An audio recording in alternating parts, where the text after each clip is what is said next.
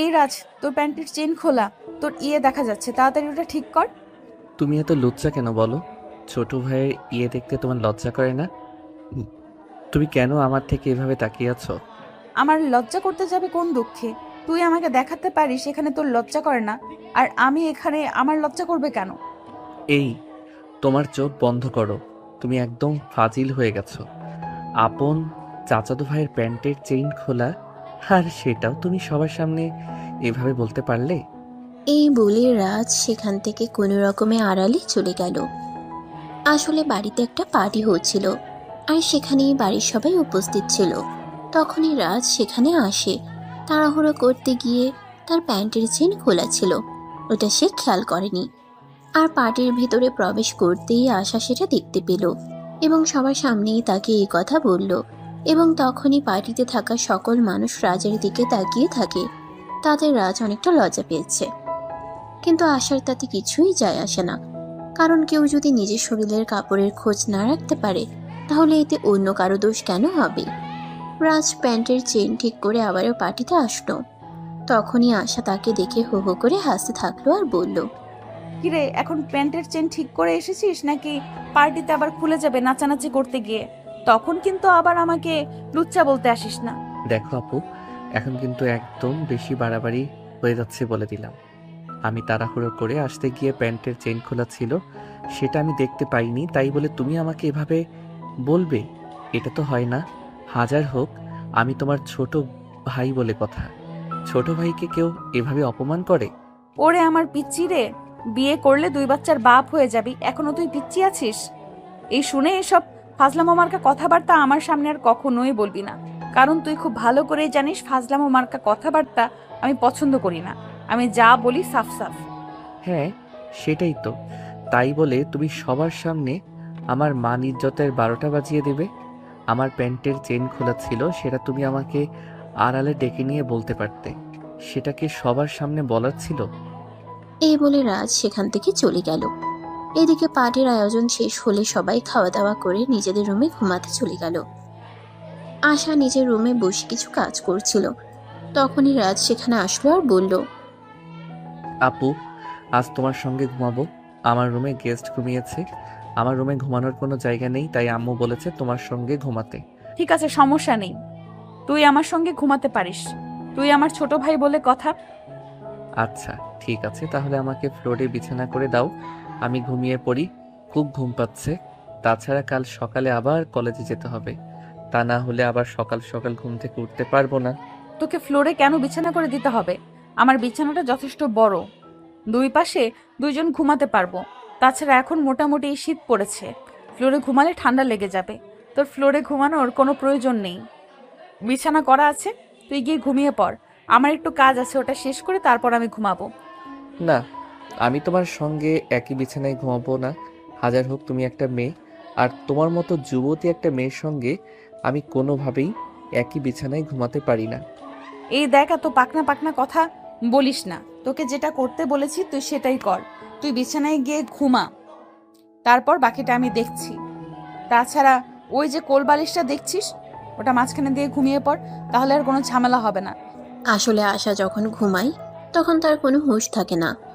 কিছুদিন আগে একবার তাদের বাড়িতে অনেক মেহমান এসেছিল, কোনো একটা অনুষ্ঠান উপলক্ষে। তখনও রাজকে সেম কাজটাই করতে হয়, মানে আশার রুমে এসে ঘুমাতে হয়। সে আশার বিছানায় ঘুমিয়েছিল, আর মাঝ রাত্রিরে হঠাৎ আশা তাকে জড়িয়ে ধরে আর তার গোপনাঙ্গে হাত দেয়। তারপর থেকে রাজ বরাবরের মতোই আশাকে এড়িয়ে চলে। তবে একটা সৌভাগ্যের কথা হলো, আশা ঘুমিয়েছিল আর সেটা খেয়াল করেনি, তাই সে সেটা কারো সামনে প্রকাশ করেনি, আর রাজের মানিজ্যত্ব রক্ষা পায়। কিন্তু এবার যদি সেরকমটাই হয়, তাই রাজ ভয় পাচ্ছিল। তাই সে আশাকে বলে, আমি তোমার সঙ্গে একই বিছানায় ঘুমাবো না। আমি সোফায় ঘুমিয়ে যাচ্ছি, তুমি বিছানায় ঘুমিয়ে পড়ো। আমার কোনো প্রবলেম হবে না। দেখ, একদম বেশি কথা বলিস না, তাহলে কিন্তু আমি তোকে আমার রুমে থাকতেই দেব না। আমি তোকে যেটা বলছি সেটাই কর, চুপচাপ বিছানায় গিয়ে শুয়ে পড়। রাজ বুঝতে পারলো এখন যদি সে আশার কথা মেনে না নেয়, তাহলে আশা তাকে এই রুমে ঘুমাতেই দেবে না। তাই সে আর কোনো উপায় অন্তর না পেয়ে বিছানার এক পাশে গুটি গুটি মেরে শুয়ে পড়ল, আর তার পাশেই খাটের মাঝ বরাবর কোলবালিশ রেখে দিল। যাতে আশা তাকে জড়িয়ে ধরতে আসলে কোলবালিশটাকে ধরে আর সে রেহাই পেয়ে যায়। তো ভিউয়ার্স, চলুন দেখা যাক শেষ পর্যন্ত কি হয়। তার আগে আপনাদের কাছে এই গল্পের নায়ক নায়িকার পরিচয় দিয়ে দেওয়া যাক। এতক্ষণ আপনারা যাদের কথোপকথন শুনলেন তারাই এই গল্পের নায়ক আর নায়িকা। গল্পের নায়িকার নাম আশা, সে চৌধুরী পরিবারের একমাত্র মেয়ে। আর নায়ক, সেও চৌধুরী পরিবারের একমাত্র ছেলে। আশার বাবা আর রাজের বাবা আপন দুই ভাই। তাদের কোনো বোন ছিল না, তাই তাদের বাবা মা মারা যাওয়ার আগে তাদেরকে বলেছিল যেন তারা দুই ভাই কখনোই পৃথক না হয়, মৃত্যুর আগ পর্যন্ত যেন একসাথেই থেকে যায়। তাই এখনো পর্যন্ত আলাদা খাওয়ার সিদ্ধান্ত নেয় না, তারা এখনো একসঙ্গে রয়েছে। আর দুই ভাই বিয়ে করার পর দুটো সন্তান হয়েছে, তারাই আশা আর রাজ। তো ভিউয়ার্স, চলুন কথা না বাড়িয়ে মূল গল্পের মধ্যে ফিরে আসি। আর বাকি পরিচয় পর্ব না হয় গল্পের মধ্যে থেকেই জেনে নেওয়া যাবে। রাজ ঘুমিয়ে পড়ে। তার প্রায় 1 ঘন্টা পর আশা বিছানায় যায় এবং বিছানার এক পাশে ঘুমিয়ে পড়ে। কিন্তু দুর্ঘটনা ঘটল তার ঠিক 2 ঘন্টা পর। আনুমানিক রাত 1টার মতো বাজে। রাজ নিজের কপালে কারো গরম নিঃশ্বাস অনুভব করছিল। সে চোখ গেলে তাকিয়ে দেখল সে আশার বাহুডোরে অবস্থান করছে। এটা কিভাবে হলো? মাঝখানে তো কোলবালিশ ছিল, তাহলে কোলবালিশ কোথায় গেল আর এখানে কিভাবে আসলো? এটাই চিন্তা করছিল আর নিজেকে ছাড়ানোর চেষ্টা করছিল। তখনই আশা ঘুম ঘুম চোখে বলে ওঠে, আরে কি ব্যাপার, কি সমস্যা তোর? এইভাবে নাড়াচাড়া করছিস কেন? এভাবে নাড়াচাড়া করলে কি ঠিকমতো ঘুমানো যায় নাকি? চুপচাপ শুয়ে থাক আর ঘুমাতে দে। আরে আপু, তুমি আমাকে জড়িয়ে ধরে আছো কেন? আমার তো নিঃশ্বাস নিতে কষ্ট হচ্ছে। প্লিজ আমাকে ছেড়ে দাও, নিজেই ঘুমাও আর আমাকেও ঘুমাতে দাও। এই শোন না, তোকে একটা কথা বলি, শুনবি? তুমি আবার আমাকে কি ভালো কথা বলবে বলো, শুনি। যদি ভালো লাগে তো শুনবো, আর না লাগে তো নাই। শোন না, আমরা ওগুলো করি যেগুলো বিয়ের পর বর বউ করে। আজ তো আমার এই রুমে শুধু তুই আর আমি, এখানে তো অন্য কেউ নেই। কেউ কিছু জানতেও পারবে না, শুধু তোর আর আমার মতেই থাকবে সবকিছু। আপু, তোমার কি মাথা খারাপ হয়ে গেছে? তুমি জানো এসব কি বলছো? আমি তোমার আপন চাচাতো ভাই। লজ্জা করছে না তোমার এসব কথা আমাকে বলতে? দূর, লজ্জা করবে কেন?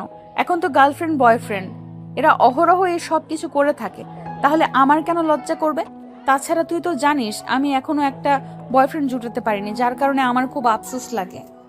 সে যাই হোক, ও ব্যাপারে আমার কোনো মাথা ব্যথা নেই, কিন্তু আমি তোমার আপন চাচাতো ভাই। তুমি আমাকে এসব কথা বলছো কি করে? কেউ নিজের আপন ভাইকে এসব কথা বলতে পারে? শোন, তুই আমার চাচাতো ভাই, তাছাড়া এখন বড় কোনো ব্যাপার না, চাইলেই সব হয়। চল না আমরা ওসব করি।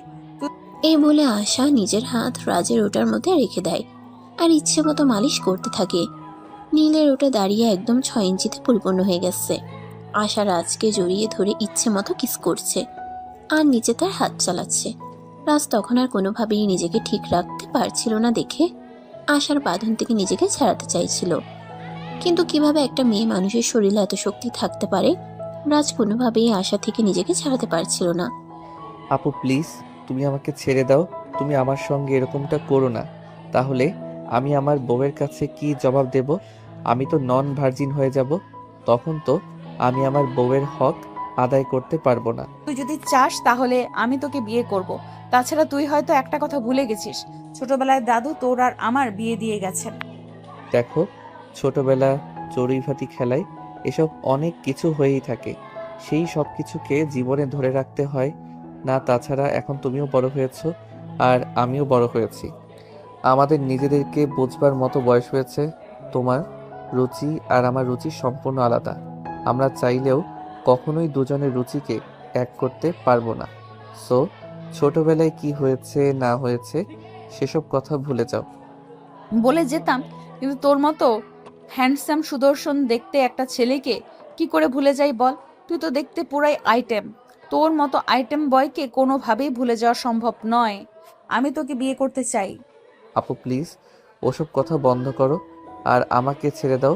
বাড়ির কেউ দেখে ফেললে কিন্তু সর্বনাশ হয়ে যাবে, আর বাড়িতে অনেক গেস্ট রয়েছে, মান ইজ্জত তো যাবেই। কিন্তু আশা এইসব কথার কোনো পরোয়া না করে সে তার মতো করেই তার হাত আর ঠোঁট চালিয়ে যাচ্ছিল আর রাজকে উত্তেজিত করার চেষ্টা করছিল। অপরদিকে আশার প্রচেষ্টার কাছে রাজকে হার মানতে হলো। আশা নিজের চেষ্টায় সফল হলো এবং রাজের সঙ্গে শারীরিক সম্পর্ক স্থাপন করলো। আশার মনস্কামনা পূর্ণ হলে সেই রাজকে ছেড়ে দেয় এবং বিছানার একপাশে ক্লান্ত হয়ে শুয়ে পড়ে। তখন রাজ বলতে থাকে, তোমার রুমে ঘুমোতে আসাটাই আমার ভুল হয়েছে। তুমি আমার সঙ্গে এরকমটা করবে আমি কোনো দিন কল্পনাও করিনি। হাজার হোক তুমি আমার বড় বোন, এমনটা কিভাবে পারলে করতে? আমি যে আমার মনকে বাধা দিয়েও মানাতে পারছিলাম না, তাই তো এমনটা করলাম। দোষের কি আছে এতে? ছোটবেলা থেকে তো আমাদের বিয়ে ঠিক হয়ে আছে। কয়েকদিন পর না হয় ফ্যামিলিকে আমরা বলবো আমরা দুজন দুজনকে বিয়ে করতে চাই, তাহলে তো সব সমস্যার সমাধান হয়ে যাবে। আসলে সত্যি কথা এটাই যে তোমার মাথায় সমস্যা আছে। তোমার মাথায় সমস্যা না থাকলে তুমি এই কথাগুলি কখনোই বলতে পারবে না। তুমি একটা মেয়ে, কি করে তুমি ফ্যামিলির কাছে সব কথা বলবে একবারও ভেবে দেখেছো? এখানে ভেবে থাকার কি আছে? তোর আর আমার বিয়ে ঠিক হয়ে আছে অনেকদিন আগে থেকেই। তাহলে এখানে এত চিন্তা করার কি আছে? ফ্যামিলিকে বলবো, ফ্যামিলি মেনে নেবে, দ্যাটস ইট। সত্যি, আমি যদি জীবনে কোনো একটা বড় ভুল করে থাকি তাহলে হলো তোমার রুমে ঘুমাতে আসা। এটাই আমার জীবনের সবচাইতে বড় ভুল। আমি যদি এখানে না আসতাম তাহলে আমার সঙ্গে এরকমটা হতো না। হ্যাঁ, আমিও তো সেটাই বললাম। তুই আসলে কেন আমার রুমে? আমি তো আর ইচ্ছে করে তোকে এখানে ডেকে আনিনি। তোকে দেখে আমি নিজেকে কন্ট্রোল করতে পারছিলাম না। এখানে আমার কি দোষ তুই নিজেই বল। এদিকে সকাল হয়ে আসছিল, তাই রাজ আর সেখানে বসে না থেকে রুম থেকে বের হয়ে চলে আসলো পার্কে। গিয়ে বেশ কিছুক্ষণ হাঁটাহাঁটি করলো। তারপর বাসায় এসে ফ্রেশ হয়ে ভার্সিটি যাওয়ার জন্য তৈরি হয়ে নিল। আরে ভিউয়ার্স, আপনাদের তো বলাই হলো না আমাদের গল্পের নায়ক নায়িকারা কি কি করে না করে। আমাদের গল্পের নায়িকা আশা এই বছর অনার্স ফাইনাল ইয়ারে পড়াশোনা করছে, আর আমাদের গল্পের নায়ক রাজ এই বছর অনার্স ফার্স্ট ইয়ারে পড়াশোনা করছে। মানে দুজনের বয়সের ব্যবধান 3 বছর। তো ভিউয়ার্স, চলুন কথা না বাড়িয়ে মূল গল্পে ফিরে আসি। রাজ যখন রেডি হয়ে বাসা থেকে বের হতে যাবে তখনই পিছন থেকে তার বড় আম্মু তাকে বলে, কি ব্যাপার রাজ? সকালবেলা আমি ঘুম থেকে উঠে সবার জন্য নাস্তা তৈরি করেছি, আর তুই কিনা না খেয়ে বাসা থেকে বের হয়ে যাচ্ছিস?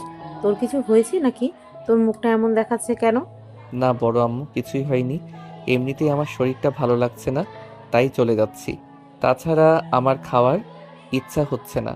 কি হয়েছে বল আমাকে, আমি তোকে ওষুধ দিই, তাহলেই ঠিক হয়ে যাবে।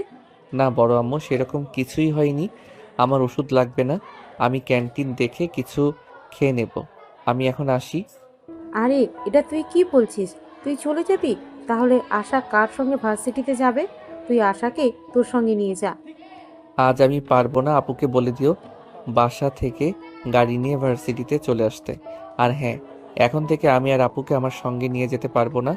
আপুকে বলে দিও নিজের ব্যবস্থাটা নিজেই করে নিতে। তোমার মেয়েকে প্রতিদিন আমার সঙ্গে নিয়ে যেতে আমার ভালো লাগে না।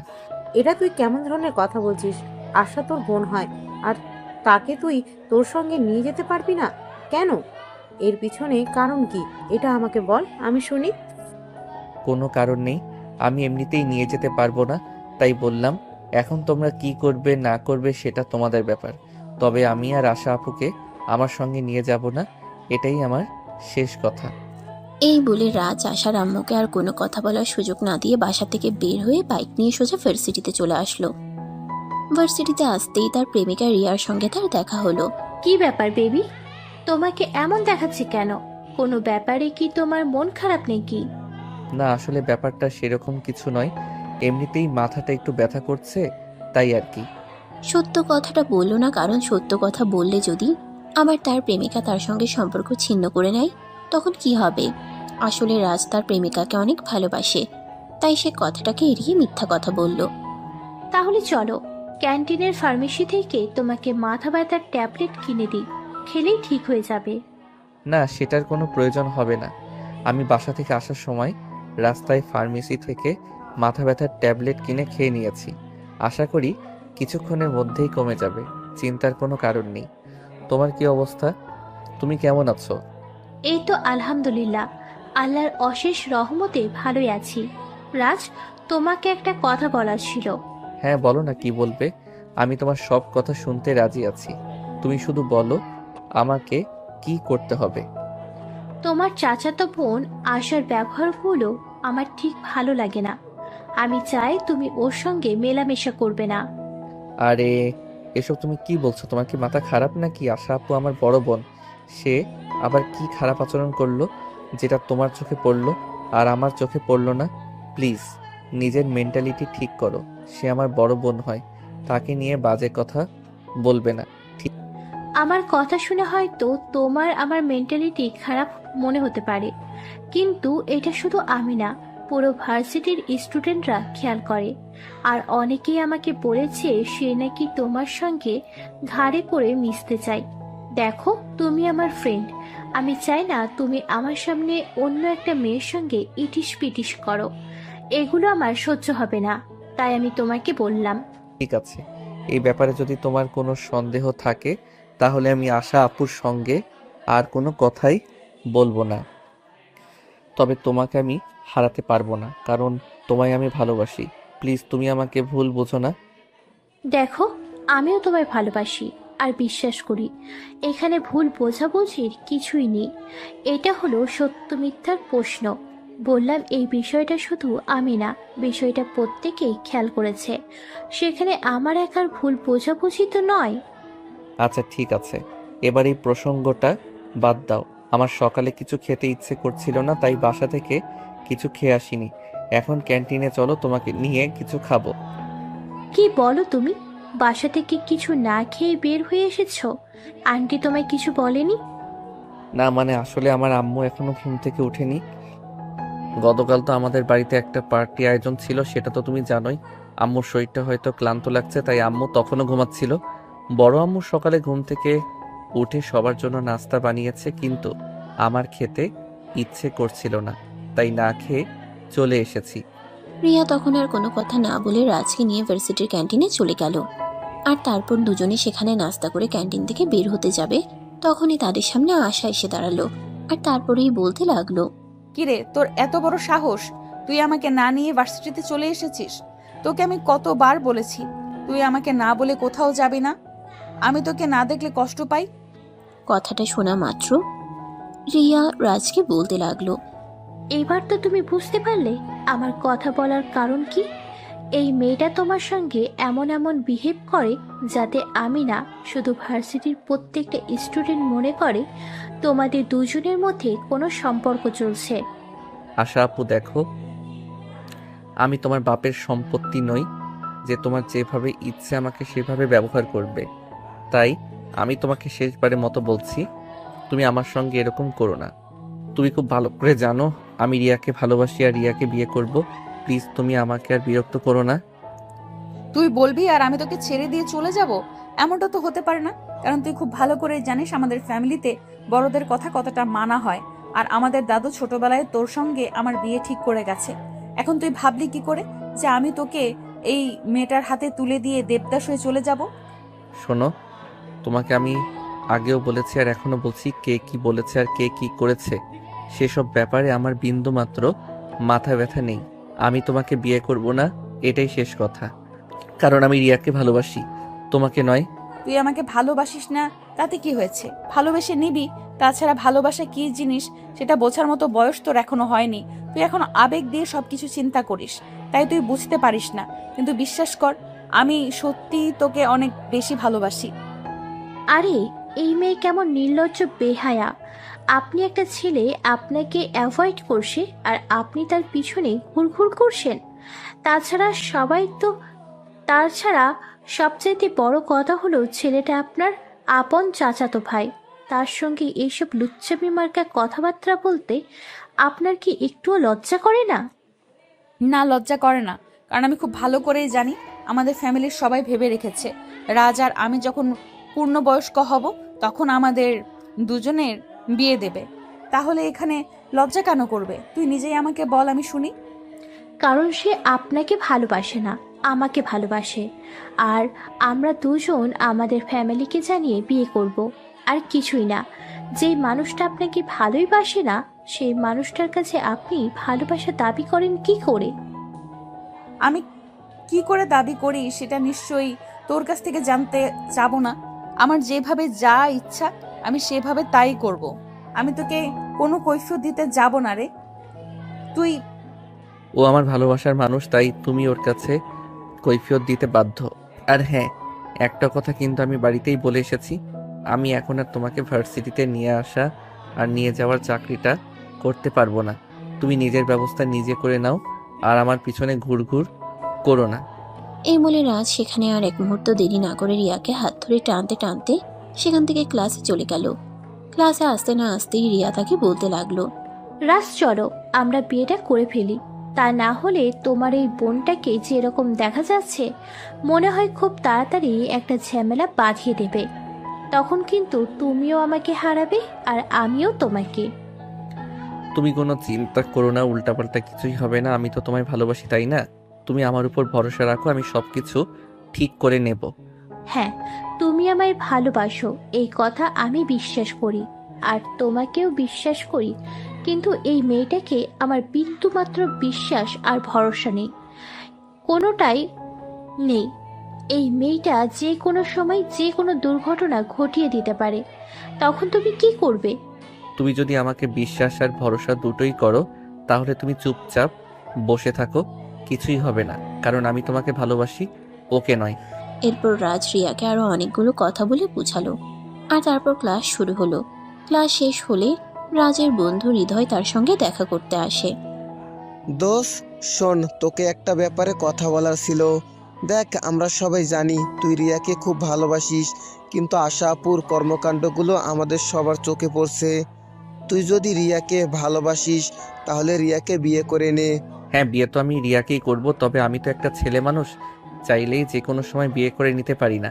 এই তো সবেমাত্র অনার্স প্রথম বর্ষে পড়াশোনা করছি, এখন যদি বিয়ে করি তাহলে আমার ফ্যামিলির মানুষ কি বলবে? তোর ফ্যামিলির মানুষ কি বলবে সেটা ভাই আমরা জানি না, কিন্তু তোকে শুধু এইটুকু কথা বলার ছিল, তুই যদি রিয়াকে সত্যি ভালোবাসিস তাহলে যত তাড়াতাড়ি পারিস রিয়াকে বিয়ে করে তোদের বাড়ি নিয়ে যা। তা না হলে হয়তো একটা গন্ডগোল হয়ে যেতে পারে, কারণ তুই আশা আপুকে চিনিস না।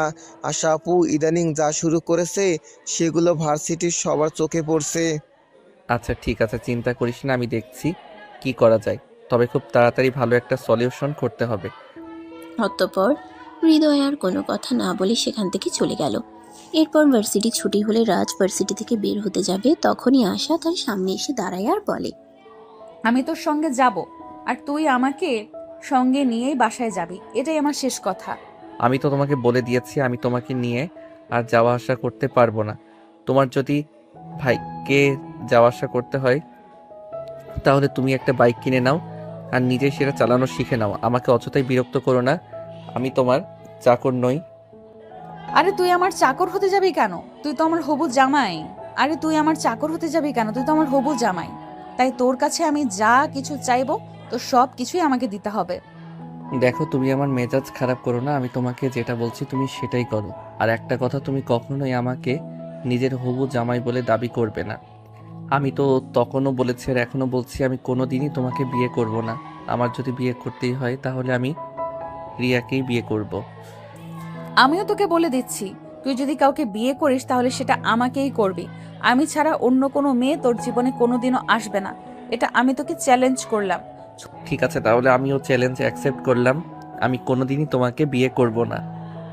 এই বলে রাজ সেখানে আর এক মুহূর্তও দেরি না করে বাইক নিয়ে চলে গেল।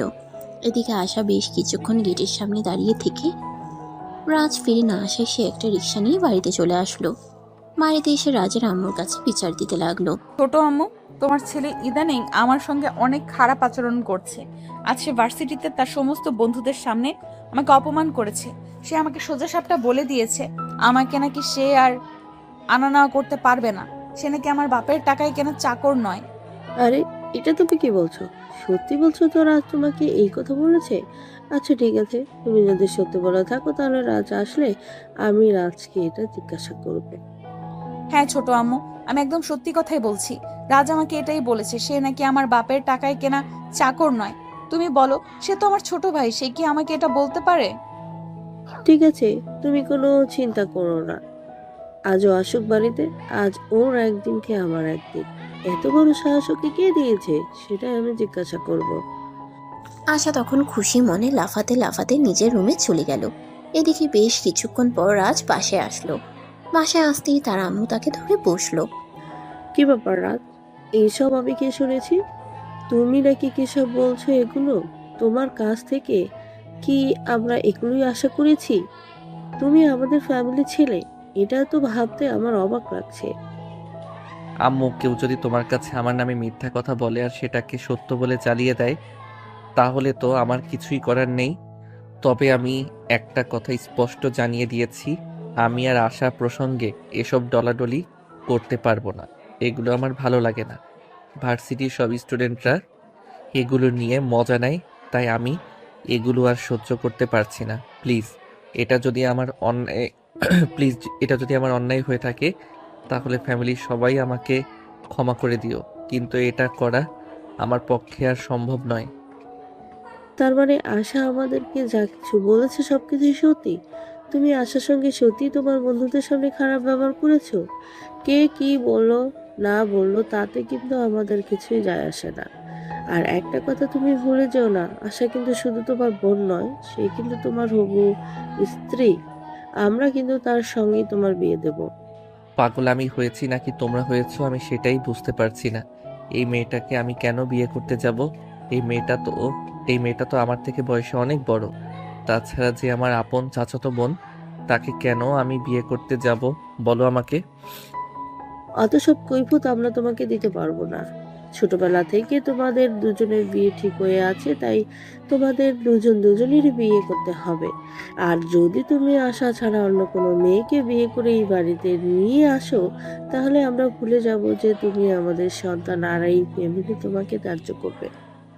ঠিক আছে, তাহলে তাই হোক। আজ থেকে তোমরা ভুলে যাও যে তোমাদের একটা সন্তান ছিল। কিন্তু তারপরেও আমি এই মেয়েটাকে মেনে নিতে পারবো না।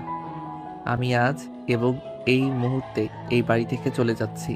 কোথায় যাব তার কোনো ঠিক নেই। তোমরা আমাকে খুঁজতে যেও না, কোথাও খুঁজে পাবে না। এই বলে রাজ সোজা নিজের রুমে চলে আসলো।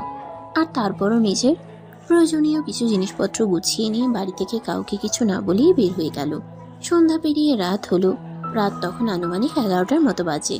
সবাই খাবার টেবিলে খাবার নিয়ে অপেক্ষা করছে, কিন্তু কেউ রাজকে কোথাও দেখতে পাচ্ছে না। তখনই আশা তার ছোট আম্মুকে প্রশ্ন করলো।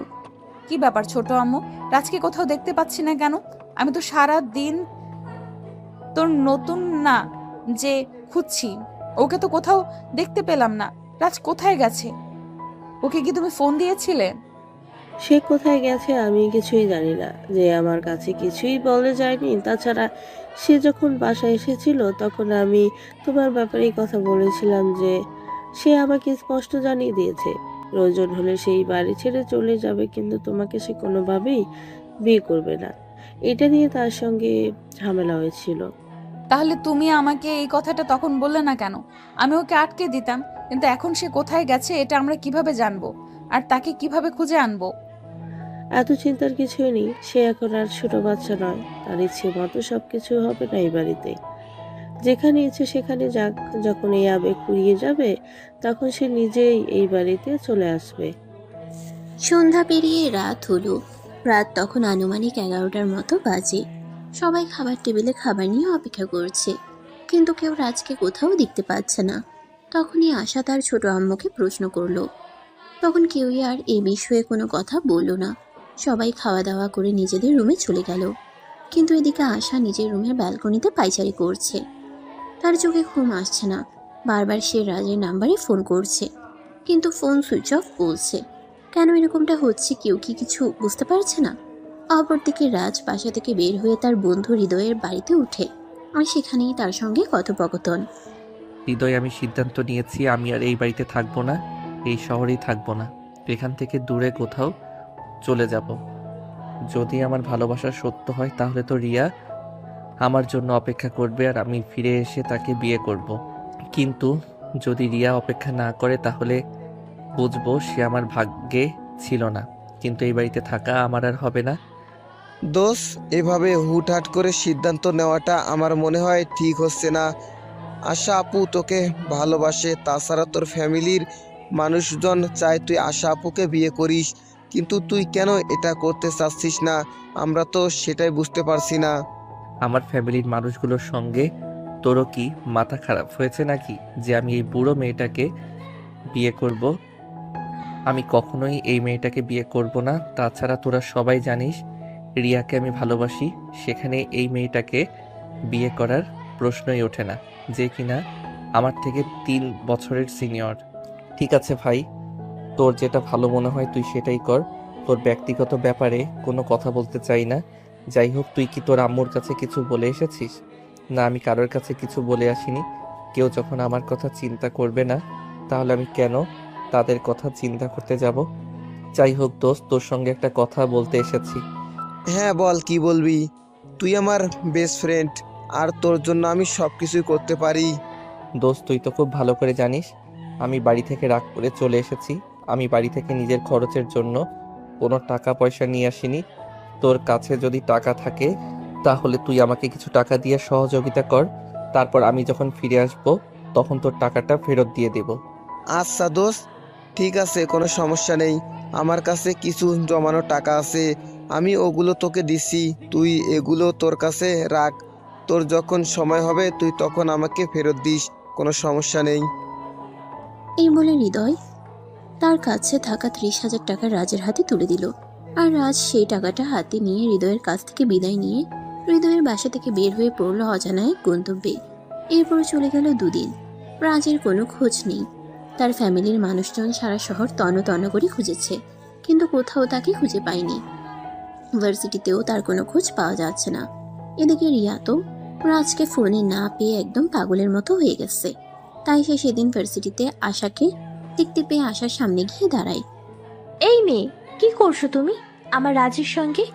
আমার রাজ আমার সঙ্গে কথা বলছে না কেন? তার ফোন সুইচ অফ বলছে কেন? আমি আবার রাজের সঙ্গে কি করতে যাব? আমি রাজের সঙ্গে কিছুই করিনি। রাজের সঙ্গে তার আম্মুর কথা কাটাকাটি হয়েছে, আর সে বাড়ি থেকে বের হয়ে গেছে। আমরা সবাই তাকে খুঁজতেছি, কিন্তু কোথাও খুঁজে পাচ্ছি না। মিথ্যে কথা বলছো তুমি। তুমি নিশ্চয়ই আমার রাজের সঙ্গে উল্টোপাল্টা কিছু করেছো, তাই রাজ রাগ করে কোথাও চলে গেছে। তবে বিশ্বাস করো, আমার রাজের যদি কিছু হয় তাহলে আমি কিন্তু তোমাকে ছেড়ে দেব না। আসছে খারাপের বংশধর। এই মেয়ে, যা, তোর যা ইচ্ছা তুই তাই করিস। আমার সঙ্গে কথা বলতে এসেছিস কেন? আমি কি তোকে বলেছি আমি তোর রাজের খোঁজ তোকে দেব? যা আমার চোখের সামনে থেকে। একা তো আছে নিজের যন্ত্রণায়, আর এদিকে উনি আসছে আমাকে আরো যন্ত্রণা দিতে। এরপর আশা রিয়াকে আরো কয়েকটা কথা শুনিয়ে দিয়ে সেখান থেকে চলে গেল। বাড়িতে সবার মাথায় একটা চিন্তাই ঘুরপাক খাচ্ছে। রাজ তো কখনোই এভাবে কাউকে কিছু না বলে কোথাও যায় না, তবে এবার কোথায় গেল? তাছাড়া তার ফোন কেন অফ? এইসব চিন্তা করে কেউই কোনো কুল কিনারা পাচ্ছে না। অপরদিকে রাজ চট্টগ্রাম চলে এসেছে। ওখানেই একটা ভার্সিটিতে ভর্তি হয়েছে। 2 দিন ধরে ক্লাস করছে। সেখানে এসেই তার একজনের সঙ্গে পরিচয় হয়। দেখো, তুমি তো খুব ভালো করেই জানো আমি এখানে নতুন এসেছি। এখানে আমার চেনা জানা কেউ নেই, তাই আমি কি বন্ধু হিসেবে তোমার কাছ থেকে একটু সহযোগিতা পেতে পারি? হ্যাঁ, বলো আমি তোমাকে কিভাবে সহযোগিতা করতে পারি। তাছাড়া আমি তো তোমার বন্ধু। বন্ধু হিসেবে তোমাকে যতটুকু সহযোগিতা করার দরকার আমি ততটুকুই করব। আসলে আমি আমার ফ্যামিলির সঙ্গে ঝামেলা করে এখানে চলে এসেছি। আমি যতদিন না পর্যন্ত নিজে একটা কিছু করতে পারছি ততদিন আমার ফ্যামিলির সঙ্গে কোনো যোগাযোগ করব না। তাই এই মুহূর্তে আমার নিজের খরচ নিজে চালানোটা খুবই দরকার। ও আচ্ছা, এই ব্যাপার, আমি বুঝতে পেরেছি। যাই হোক, কোনো সমস্যা নেই, চিন্তা করো না তুমি। আমি দেখছি তোমার জন্য একটা টিউশনের ব্যবস্থা করতে পারি কিনা। আচ্ছা ঠিক আছে, তুমি একটু তাড়াতাড়ি দেখো। আসলে আমি যে টাকাগুলো নিয়ে এসেছি এগুলো তো আর বেশি দিন যাবে না। ভার্সিটির ভর্তি থেকে শুরু করে রুম নেওয়া, নিজের প্রয়োজনীয় কিছু জিনিস কিনা, ওগুলোতে অনেক টাকাই খরচ হয়ে গেছে। তাই তাড়াতাড়ি টাকা উপার্জন করাটা আমার জন্য খুব প্রয়োজন। ঠিক আছে বন্ধু, তুমি কোনো চিন্তা করো না, আমি দেখছি তোমার ব্যাপারটা। আমি যতক্ষণ আছি ততক্ষণ তোমার কোনো চিন্তা নেই, ইনশাল্লাহ একটা ব্যবস্থা হয়ে যাবে। অতঃপর রাকিবের কাছ থেকে বিদায় নিয়ে রাজ বাসায় চলে আসলো। তারপরও নিজের জন্য কিছু খাবার তৈরি করে নিল। খাওয়া দাওয়া শেষ হলে পড়াশোনা শেষ করে সে ঘুমিয়ে পড়ল। পরদিন সকালে আবার ভার্সিটি যেতে হবে। ঘুম থেকে উঠে এসে নাস্তা বানিয়ে নাস্তা করে তারপর ভার্সিটি যাওয়ার জন্য তৈরি হয়ে নিল। তারপর বাসা থেকে বের হয়ে হাঁটতে হাঁটতে ভার্সিটিতে চলে গেল। এখন তো আর তার বাবার টাকায় কেনা বাইক নেই, তাহলে সে কিসে করে ভার্সিটি যাবে? এখন তো হেঁটে যাওয়া ছাড়া আর কোনো উপায় নেই। ভার্সিটিতে এসে পৌঁছাতেই তার বন্ধুরা রাকিবের সঙ্গে তার দেখা হয়ে গেল। বন্ধু, তোমার জন্য একটা খুশির খবর আছে। তোমার একটা টিউশনের ব্যবস্থা হয়ে গেছে। ওখানে আমি আঙ্কেলের সাথে কথা বলেছি। ওনার মেয়েকে তোমার 4টা সাবজেক্ট পড়াতে হবে। 4টা সাবজেক্টের জন্য উনি তোমাকে প্রতি মাসে 8,000 টাকা দেবে। হ্যাঁ দোস্ত, আমি একদম সত্য কথাই বলছি। আমি আঙ্কেলের সঙ্গে কাল রাত্রে কথা বলেছিলাম, আর তারপর তোমার ব্যাপারে বলতেই উনি রাজি হয়ে গেলেন। হ্যাঁ, যাই হোক, তুমি চাইলে কিন্তু আজ বিকাল থেকেই পড়ানো শুরু করতে পারো।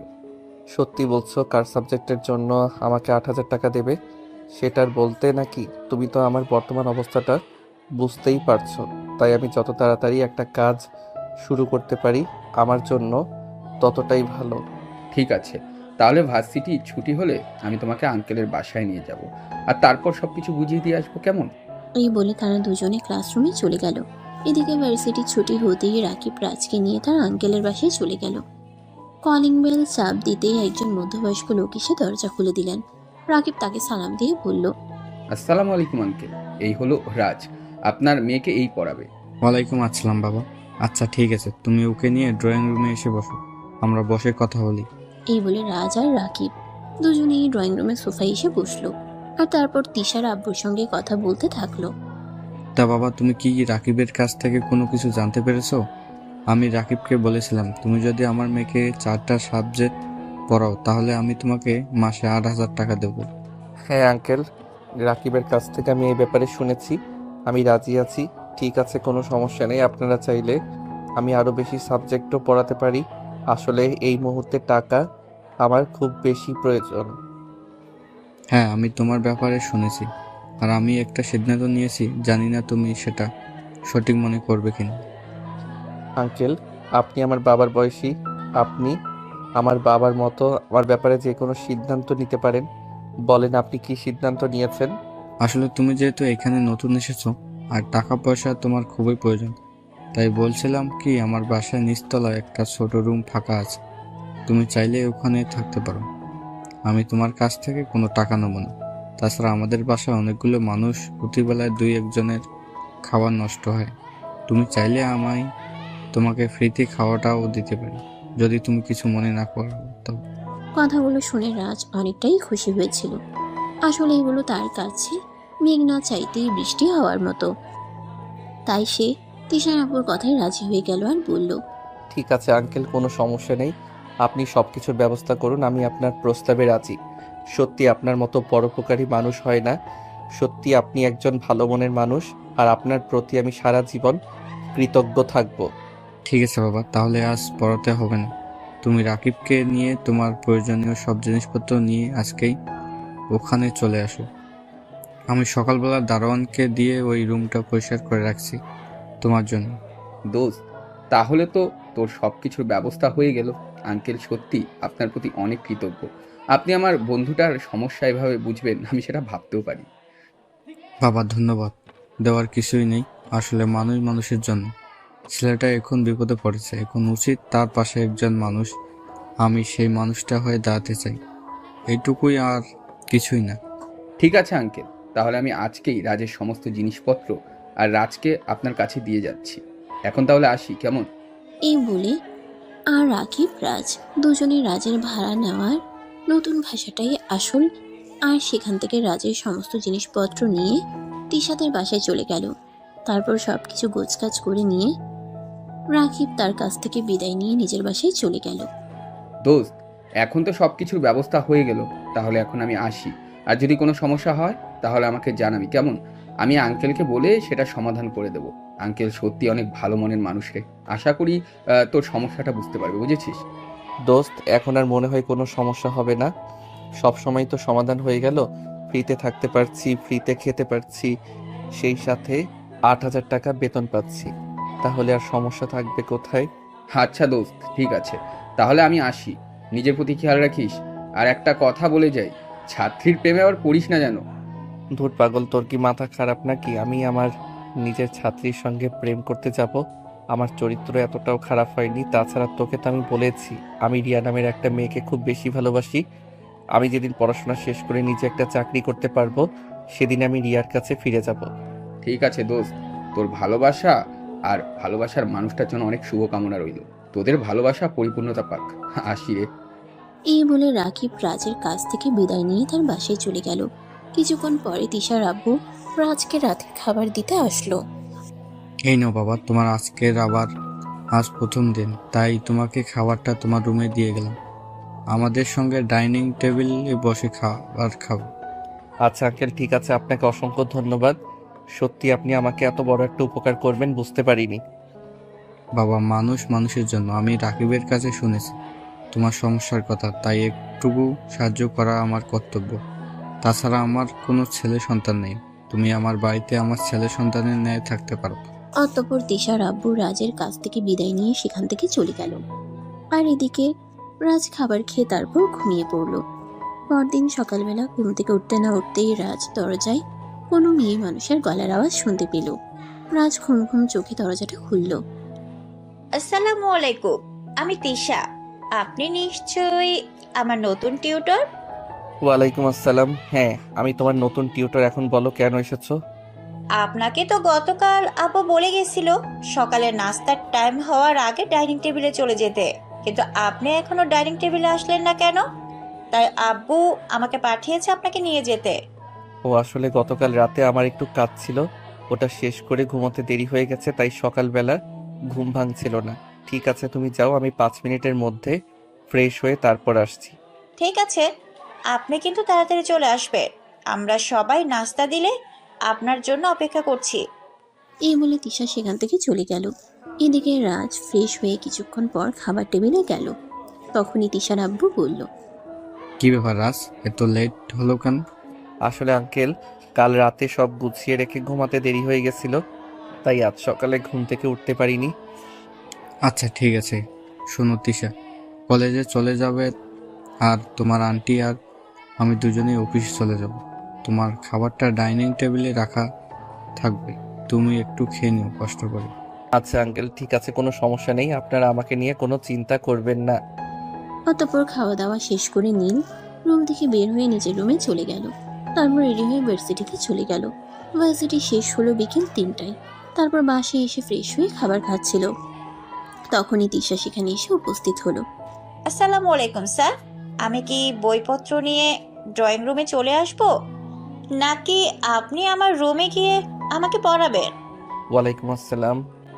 তুমি তোমার বইগুলো নিয়ে ড্রয়িং রুমে চলে আসো, আমি ড্রয়িং রুমে বসেই তোমাকে পড়াবো। আচ্ছা স্যার, ঠিক আছে, কোনো সমস্যা নেই। তাহলে আপনি খাবারটা শেষ করুন, আমি এক্ষুনি আসছি। আচ্ছা ঠিক আছে, তুমি এক্ষুনি চলে আসো, আমার খাওয়া প্রায় শেষ হয়ে এসেছে। কিছুক্ষণ পর তিশা ড্রয়িং রুমে চলে আসলো আর রাজ তিশাকে পড়ানো শুরু করলো। এভাবেই চলছিল দিনগুলো। হঠাৎ একদিন তিশা রাজকে বলল, স্যার, আমি আপনাকে একটা কথা বলতে চাই, আপনি যদি অনুমতি দেন। হ্যাঁ বলো না, তুমি কি বলবে? আসলে স্যার, আমি আপনার কাছ থেকে আমার ব্যক্তিগত ব্যাপারে একটা সাহায্য চাই। আপনি কি আমাকে সাহায্য করবেন? তোমার ব্যক্তিগত ব্যাপারে আমি তোমাকে কিভাবে সাহায্য করতে পারি? তুমি আগে বলো বিষয়টা কি, তারপর আমি ভেবে দেখব তোমাকে সাহায্য করতে পারবো কিনা। স্যার, আসলে বিষয়টা সেরকম কঠিন কিছু নয়। আমি আপনাকে খুলে বলি, আমার বন্ধু রাকিব, সে আমাকে পছন্দ করে আর আমিও তাকে পছন্দ করি, কিন্তু আমাদের মধ্যে এখনো প্রেম ভালোবাসার মতো সম্পর্ক তৈরি হয়ে ওঠেনি। কারণ সেও আমাকে দূর থেকে ফলো করে, আর আমিও তার মনের ভাব থেকে বুঝতে পারি সে আমাকে ভালোবাসে, কিন্তু সেটা প্রকাশ করে না। আর আমিও মন থেকে তাকে অনেকটাই ভালোবাসি, কিন্তু আমিও তার কাছে এটা প্রকাশ করি না। এই ব্যাপারে আপনার কাছ থেকে সহযোগিতা চাই। দেখো, এটা আমার দ্বারা সম্ভব না। আমি তোমার টিচার, তোমার বাবা আমাকে রেখেছেন তোমাকে পাঠ্য বই শিক্ষা দেওয়ার জন্য, এসব শিক্ষা দেওয়ার জন্য নয়। প্লিজ স্যার, আপনি না করবেন না। আজ যদি আমার জায়গায় আপনার নিজের বোন থাকতো, তাহলে আপনি কি করতেন? প্লিজ আমাকে অন্তত নিজের বোন মনে করে এইটুকু সহযোগিতা করুন। I am sorry. প্রথমত, আমার নিজের কোনো বোন নেই, আর দ্বিতীয়ত আমি তোমার শিক্ষক, আমি তোমাকে এ ব্যাপারে কোনো সহযোগিতা করতে পারবো না। আর তুমি যদি বেশি বাড়াবাড়ি করো তাহলে আমি আঙ্কেলকে সব বলে দেব। স্যার প্লিজ, আমি রাকিবকে খুব বেশি ভালোবাসি।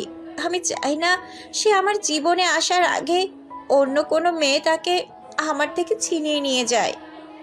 প্লিজ স্যার, আপনি আমাকে এইটুকু সহযোগিতা করুন। স্যার, আমি জানি সেও আমাকে ভালোবাসে। আপনি কি চান আপনার বন্ধু নিজের ভালোবাসার মানুষটাকে হারিয়ে ফেলুক? ঠিক আছে, আমি রাকিবের সঙ্গে কথা বলে তারপর তোমাকে জানাবো। আচ্ছা ঠিক আছে, আমি রাকিবের সঙ্গে কথা বলে তারপর তোমাকে জানাবো। কিন্তু রাকিব যদি আমাকে বলে যে সে তোমাকে ভালোবাসে না, তাহলে কিন্তু এই সব কিছু তোমার ভুলে যেতে হবে। ঠিক আছে স্যার, আমি আপনার কথায় রাজি। আমি জানি যে আমাকে ভালোবাসে, সে কোনো দিন আমার ভালোবাসা অস্বীকার করতে পারবে না। আপনি শুধু একবার তার সঙ্গে আমার ব্যাপারে কথা বলুন। রাজ তখন আচ্ছা ঠিক আছে এই কথা বলে দিশাকে পড়ানো শেষ করে রুম থেকে বের হয়ে চলে আসে। নিজের রুমে এসে সঙ্গে সঙ্গে সে রাকিবকে ফোন দেয়। হ্যালো দোস্ত, কই তুই? এখনই আমার সঙ্গে একবার একটু দেখা করতে পারবি?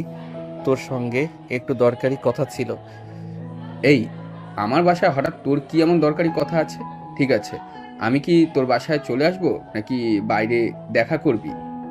না দোস্ত, বাসায় আসতে হবে না, আমি তোর সঙ্গে বাইরে দেখা করব। তুই একটা কাজ কর, বাসার সামনে যে একটা চায়ের দোকান আছে ওখানে এসে বস, তারপর আমি তোর সঙ্গে কথা বলি। আচ্ছা দোস্ত, ঠিক আছে, কোনো সমস্যা নেই, আমি এক্ষুনি চলে আসছি। কিন্তু এইটা বুঝতে পারছি না আমার সঙ্গে তোর কি এমন দরকারি কথা পড়ে গেল যে এক্ষুনি সেটা বলতে হবে। আচ্ছা তুই বের হ, আমি আসছি, কেমন? এই বলে রাকিব ফোনটা কেটে দিল। সে বিছানায় শুয়ে ছিল। বিছানা থেকে উঠে তারপর রেডি হয়ে বাইরে চলে আসলো। সে চায়ের দোকানে এসে দেখতে পেল রাজ সেখানে বসে অপেক্ষা করছে। সে রাজের পাশে গিয়ে বসলো আর তারপর বলল, হ্যাঁ, আচ্ছা দোস্ত, এবার তো বল কি হয়েছে আসল ব্যাপারটা। আর তুই আমাকে এত তাড়াতাড়ি ডাকলি কেন? আসলে দোস্ত, তোর ব্যাপারে একটা কথা বলতে চাই। জানি না আমার কথাটা বলা ঠিক হবে কিনা, তবুও বলতেই হচ্ছে। আরে বেটা, তুই এরকম করছিস কেন? কি বলবি না বলবি আমাকে বল, আমি তোর বন্ধু। আমাকে একটা কথা বলতে এত ভাবার বা ইতস্তত হওয়ার তো কিছুই নেই। দোস্ত, তুই কি কাউকে ভালোবাসিস? আই মিন, কারোর সঙ্গে প্রেম টেম করছিস নাকি? না রে দোস্ত, প্রেম ট্রেম করার মতন সৌভাগ্য এখন আমার হয়ে ওঠেনি। তবে একজনকে আমি ভালোবাসতাম, কিন্তু দুর্ভাগ্যবশত এখনো তাকে আমি আমার মনের কথাটা বলতে পারিনি রে। তুই যদি কিছু মনে না করিস তাহলে কি আমি জানতে পারি কে সেই মেয়ে? দোস্ত, সে আর কেউ নয়, তোর ছাত্রী তিশা। তিশাকে আমি অনেক দিন ধরেই পছন্দ করি, কিন্তু দুর্ভাগ্যবশত তাকে আমি আমার মনের কথাটা বলে উঠতে পারছি না। তুই তো টিউশনি করিস, তাই তুই আমার খুব ভালো বন্ধু। তাছাড়াও আমি তোকে কথাটা বুঝিয়ে বলতেও পারছি না। আর আসলে আমি চাই না তিশার বাবা অপরিচিত একটা ছেলেকে তিশার সামনে এনে দিক, যে ছেলেটা আমার তিশাকে আমার কাছ থেকে ছিনিয়ে নিতে পারে। তাছাড়াও তোরও একটা কিছু করার খুব প্রয়োজন ছিল, তাই তো আমি তোকে এই ব্যাপারে বললাম, কারণ তুই আমার বন্ধু। আর যাই করিস না কেন, তুই আমার সঙ্গে বিশ্বাসঘাতকতা করবি না, তাই না? কিন্তু তিশা তো আমাকে ভালোবাসে, সে তো বলেছে আমাকে বিয়ে করবে। এখন তুই কি করবি? হতেই পারে না, তুই কোনোদিনই এটা করবি না, কারণ তুই আমার বন্ধু। তুই কোনোদিনই তোর বন্ধুর সঙ্গে বিশ্বাসঘাতকতা করবি না। তিশারও যদি তোকে ভালোবাসে, তিশাও যদি তোকে ভালোবাসে, তবুও তুই তিশাকে আমার কাছ থেকেই এনেই দিবি।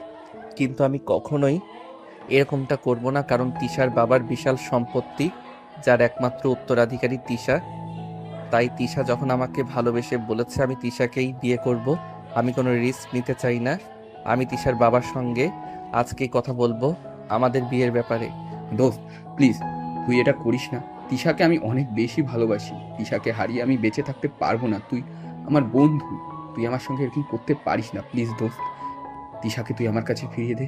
দিব না আমি, কারণ তিশা আমাকে ভালোবাসে আর আমিও তিশাকে ভালোবাসি। আর তোকে ওই যে বলেছিলাম না পুরনো প্রেম, ওইসব কিছুই না। যাকে আমি ছেড়ে থাকি তার পিছনে কেন আমি পড়ে থাকবো? তিশা আমাকে ভালোবাসে আর আমিও তিশাকে ভালোবাসি। তাই আমরা আজকে তিশার বাবার সঙ্গে কথা বলবো আর আমাদের বিয়ের ব্যাপারে এগোবো। প্লিজ দোস্ত, এইটাতে না করিস না প্লিজ। আমার প্রথম আর শেষ ভালোবাসা, তাকে ছাড়া আমি বাঁচতে পারবো না। তুই আমার কাছ থেকে আমার বেঁচে থাকার ইচ্ছাটাকে কেড়ে নিস না দোস্ত। আমি তো দুই পায়ে ধরি বন্ধু, বন্ধু হিসাবে এইটুকু কর আমার জন্য। তুই তো আমাকে বলেছিস তুই রিয়া নামে কাউকে ভালোবাসিস, তাহলে কেন তুই এই মেয়েটাকে ঠকাবি? কারণ শুধু একটাই, তিশার বাবার অঢেল সম্পত্তি আর তিশা দেখতে যথেষ্ট সুন্দরী, তাই আমি তিশাকে বিয়ে করব। প্লিজ তুই আমাদের দুজনের মাঝখানে আসিস না। রাজ, তুই আমার বন্ধু হয়ে তুই এটা করতে পারলি? তুই আমার ভালোবাসার মানুষটাকে এভাবে আমার কাছ থেকে কেড়ে নিবি? এটা আমি কোনোদিনও কল্পনা করিনি রে। ঠিক আছে দোস্ত, ভালো থাকিস। আমি আর কোনোদিনও তোদের সামনে আসবো না, দাঁড়াবো না। আজ আমি আমার নিজের জীবনটাকেই দিয়ে দেব, কারণ আমি একজনকে ভালোবেসেছিলাম। সেই মানুষটাকে আমার বন্ধু আমার কাছ থেকে ছিনিয়ে নিল। এরপর আমার বেঁচে থাকার আর কোনো ইচ্ছেই নেই রে। যদি কোনো ভুল করে থাকি তাহলে আমাকে ক্ষমা করে দিস, কিন্তু তুই ভালোবাসাবিহীন আমি বেঁচে থাকতে পারবো না। এই কথা বলে রাকিব সেখান থেকে উঠে যায় এবং পাশ দিয়ে চলে যাওয়া চলন্ত ট্রাকের নিচে ঝাঁপ দিতে চায়। আর তখনই রাজ তাকে ধরে ফেলে। আরে ভাই, তুই এটা কি করছিস? ভালোবাসার জন্য মানুষ জীবন দিয়ে দেয় নাকি? আরে হ্যাঁ, আমি আমার জীবন দিয়ে দিব, কারণ আমি আমার যে জীবনে আমার ভালোবাসার মানুষটাকে আমার করে পাবো না, সেই জীবন রেখে আমার কোনো লাভ নেই রে। তুই ছেড়ে দে আমাকে। তুই তো বলেছিস তুই তিশাকে বিয়ে করবি, তাহলে আমি বেঁচে থেকে কি করব বল?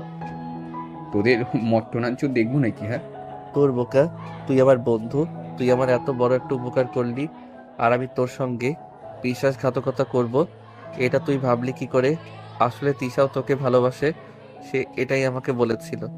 তাই আমি তোকে একটু পরীক্ষা করে দেখে নিলাম তুই তিশাকে কতটা ভালোবাসিস। হাজার হোক, সে আমার ছাত্রী। তুই সত্যি বলছিস তো তিশা আমাকে ভালোবাসে? দোস্ত, তুই প্লিজ সত্যি কথা বল। তিশার থেকে এ কথা বলছি, তিশা তোকে এ কথা বলছে কি না? আমি আর অন্য কিছু বলতে পারছি না। প্লিজ দোস্ত, তুই আমাকে সত্যি কথাটা বল না। হ্যাঁ রে ভাই, হ্যাঁ, আমাকে বলেছে সে তোকে ভালোবাসে। আমি যেন তোকে এই ব্যাপারে বলি, তাই তো আমি তোর সঙ্গে কথা বলতে আসলাম। তবে সে আমার ছাত্রী, তাই একটু খোঁজ খবর নেওয়ার ব্যাপার ছিল, তাই তো আমি তোকে একটু যাচাই করে নিলাম। তো এবার তোর ছাত্রীর জামাই বানাবি তো আমাকে?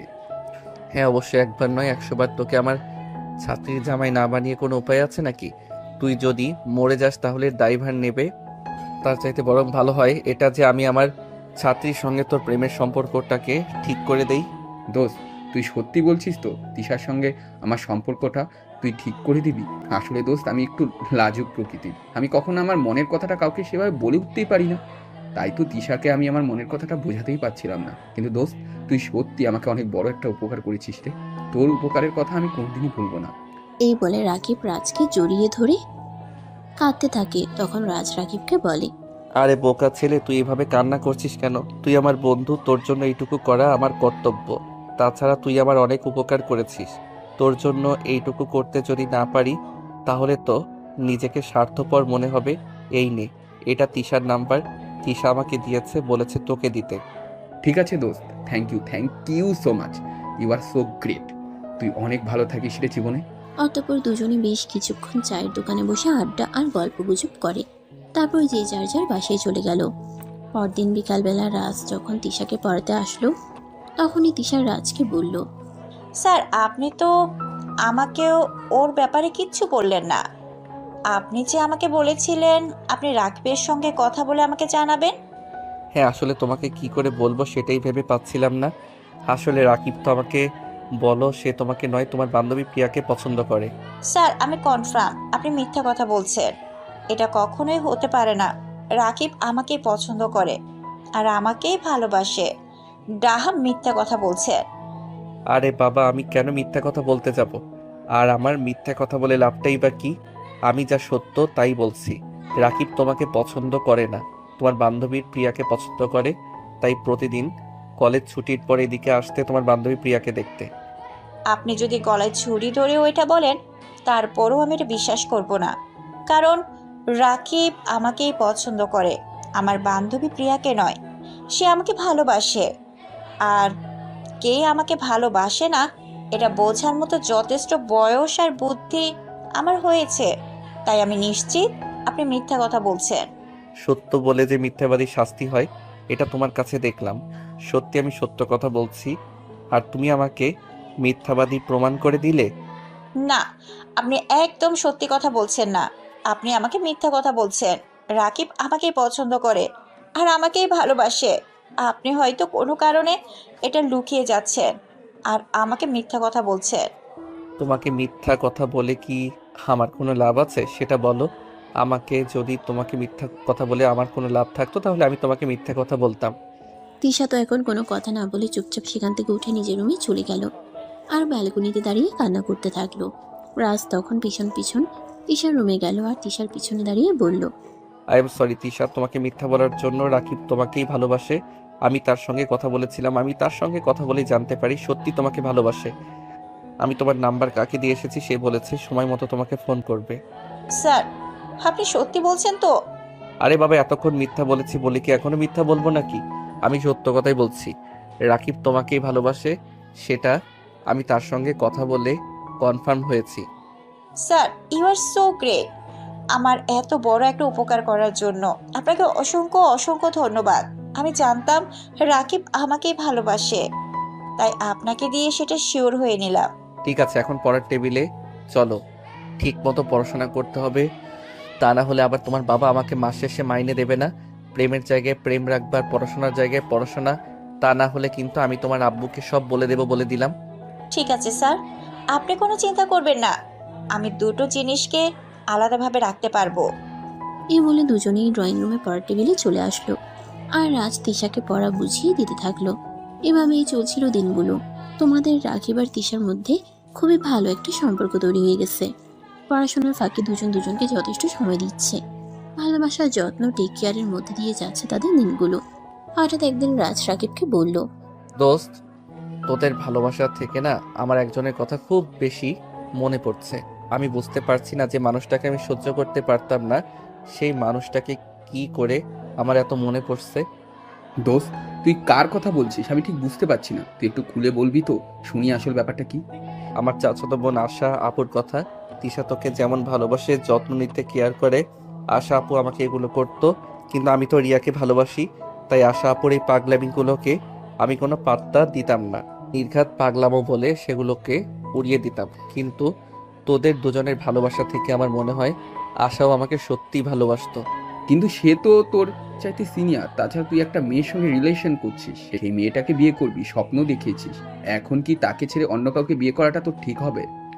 আমি জানি না, কোনো কিছুই জানি না, আমি কিছুই বুঝতে পারছি না কেন এরকম হচ্ছে আমার সঙ্গে। আমি তো রিয়াকে ভালোবাসি, তাহলে কেন ইদানিং আমার বারবার আশা আপুর কথা মনে পড়ছে? কেন সব সময় সে আমার চারপাশে ঘুরে বেড়াচ্ছে? মনে হয় সে আমার পাশেই আছে আর আমার যত্ন নিচ্ছে। তাহলে আমার মনে হয় তুই রিয়াকে নয়, আশা আপুকে ভালোবাসিস, কারণ আমাদের চোখের সামনে সেই মানুষটাই ঘুরু ঘুরু করে, যেই মানুষটা আমরা ভালোবাসি। আমাদের চোখের সামনে সব সময় ওই মানুষটার ছায়ায় বেঁচে থাকে, যে মানুষটা আমাদের হৃদয়ে রয়েছে। দোস্ত, বাদ দে সব কথা। যে কারণে আমি বাড়ি ছেড়ে চলে এসেছি সেই কারণটা কি আর আমি মনে করতে চাই না। আমি আমার জীবনটাকে নতুন করে শুরু করতে চাই। প্রয়োজন হলে আমি রিয়াকেও আমার জীবনে রাখবো না, একা একা বেঁচে থাকবো, কিন্তু ওসব কিছু আর মনে করতে চাই না আমি। কিন্তু দোস্ত, বিশ্বাস কর, জীবনে একা একা বেঁচে থাকা যায় না। জীবনে বেঁচে থাকতে হলে আমাদের পাশে একটা মানুষের প্রয়োজন, সেটা একটা ভালোবাসার মানুষ, আর সেই মানুষটাকে আমরা সব সময় ফিল করতে পারি। দোস্ত প্লিজ, আমি তোকে রিকোয়েস্ট করে বলছি, আমি এগুলো আর মনে করতে চাই না। আমি আমার অতীতের সব কিছু ভুলে থাকতে চাই, নতুন করে আমার জীবনটাকে সুন্দর করে সাজিয়ে তুলতে চাই। না হয় সে জীবনে আমি একা থাকলাম। ঠিক আছে দোস্ত, আমি এ ব্যাপারে তোকে কিছুই বলবো না। তোর যেটা ভালো মনে হয় তুই সেটাই কর, কারণ আমাদের উচিত আশেপাশে কি হচ্ছে সেদিকে নজর না দিয়ে নিজের মনের ইচ্ছেকে গুরুত্ব দেওয়া, নিজের মনের ইচ্ছেগুলোকে বাস্তবে রূপ দেওয়া। তাহলেই আমরা ভালো থাকতে পারবো, পূরণ হবে আমাদের মনের ইচ্ছেগুলো। এবারে দুজন দুজনের কাছ থেকে বিদায় নিয়ে চলে গেল। এরপর দেখতে দেখতে আরো 3টা বছর কেটে গেল। ইতিমধ্যে রাকিব আর তিশা বিয়ে করে ফেলেছে। রাজ আর রাকিব দুজনেই অনার্স কমপ্লিট করেছে। দুজনেই একটা কোম্পানিতে চাকরি নিয়েছে। তিশার অবস্থাও মোটামুটি ভালোই। তিশা 3 মাসের প্রেগনেন্ট। আজ তিশাকে ডক্টরের কাছে নিয়ে যাওয়ার কথা ছিল, কিন্তু রাকিব কোনো একটা কাজে অফিসে আটকে গেছে। তাই রাকিব রাজকে ফোন দিল। একটা প্রবলেম হয়ে গেছে রে, আজ তিশাকে নিয়ে ডাক্তারের কাছে যাওয়ার কথা ছিল। সে তো তুই খুব ভালো করেই জানিস, কিন্তু আমি তো অফিসের কাজে আটকে গেছি, এখন বেরোতেও পারবো না। তাছাড়া তুই তো খুব ভালো করেই জানিস আমাদের অফিসে বসের ক্যারেক্টার সম্পর্কে। এখন যদি আমি অফিস থেকে চলে যাই তাহলে হয়তো আমার চাকরিটাও চলে যেতে পারে। আরে বাবা, এত কাহিনী না করে মূল ঘটনাটা কি সেটা বলো শুনি। আসলে আমি তো আজ তিশাকে ডাক্তারের কাছে নিয়ে যেতে পারবো না, আর আজকে যদি ডাক্তারের কাছে নিয়ে না যাই তাহলে তিশা রাগ করবে। তুই একটু তিশাকে নিয়ে ডাক্তারের কাছে যেতে পারবি ভাই? একটা সরাসরি বললেই হতো, এত ঘুরিয়ে পেঁচিয়ে বলার কি আছে? তুই আমার বন্ধু, আর তোর জন্য এইটুকু করতে পারবো না? তাছাড়া তিশা আমার ছাত্রী, তবে তিশাকে আমি সবসময় নিজের ছোট বোনের মতো দেখি। আমার ছোট বোন নেই, তিশাকে আমি যথেষ্ট স্নেহ করি। সেটা তো তুই খুব ভালো করে জানিস। তাহলে এই কথাটা বলার জন্য এতটা সময় তোর কেন নিতে হবে? আই এম সরি দোস্ত। আচ্ছা, তাহলে তুই এক কাজ কর, তুই বাসায় চলে যা আর তিশাকে দিয়ে ডক্টরের কাছে গিয়ে ডাক্তারকে দেখিয়ে আয়, কেমন? আচ্ছা ঠিক আছে, তুই থাক তোর অফিসের কাজ নিয়ে, আমি তিশাকে নিয়ে ডক্টরের কাছে। এই বলে রাজ ফোনটা কেটে দিল। তারপর সে একটা রিক্সা নিয়ে তিশার বাসায় চলে গেল। হ্যালো তিশা, কি করছিলে তুমি? আরে রাজ ভাইয়া, আমি তো রাকিবের জন্য অপেক্ষা করছিলাম। সে তো আমাকে বলল আজ অফিস থেকে এসে আমাকে নিয়ে ডাক্তারের কাছে যাবে। আসলে তিশা, রাকিবের অফিসে একটা প্রবলেম হয়েছে, সে আসতে পারবে না। তুমি আমার সঙ্গে চলো, আমি তোমাকে ডক্টরের কাছে নিয়ে যাই। ঠিক আছে, তাহলে আপনি একটু বসুন, আমি আপনার জন্য একটু নাস্তার ব্যবস্থা করি। আপনি আমার বাসায় এসেছেন, খালি মুখে চলে যাবেন? এটা তো আমার ভালো লাগবে না। আরে এগুলোর কোনো দরকার নেই, আমরা ডাক্তার দেখিয়ে ফেরার সময় কোনো একটা কফি শপ থেকে দুজনে কফি খেয়ে নিব। তোমার শরীরটা এমনি ভালো নেই, এখন আমার জন্য কষ্ট করে নাস্তা বানাতে হবে না। কিন্তু রাজ ভাইয়া, এভাবে আমার বাসায় এসে খালি মুখে চলে গেলে এটা কি আমার ভালো লাগবে? আরে তোমাকে বললাম নাটক করে দেখিয়ে ফিরে আসার সময় আমরা কোনো একটা কফি শপ থেকে দুজনে কফি খেয়ে নেব, তাহলেই তো হয়ে যাবে। এখন চলো তো তাড়াতাড়ি, তা না হলে আবার লেট হয়ে যাবে। অতঃপর তিশা আর কোনো কথা না বলে রাজের সঙ্গে রেডি হয়ে বাসা থেকে বেরিয়ে গেল। রাজ তিশাকে নিয়ে ডক্টরের চেম্বারে চলে গেল। সেখানে বেশ কিছু টেস্ট করাতে হলো। টেস্টের রিপোর্ট ভালোই আসলো। তারপর ডাক্তার দেখিয়ে দুজনে বাসার উদ্দেশ্যে রওনা দিল। তখনই হঠাৎ তিশা বলে উঠল, কি ব্যাপার?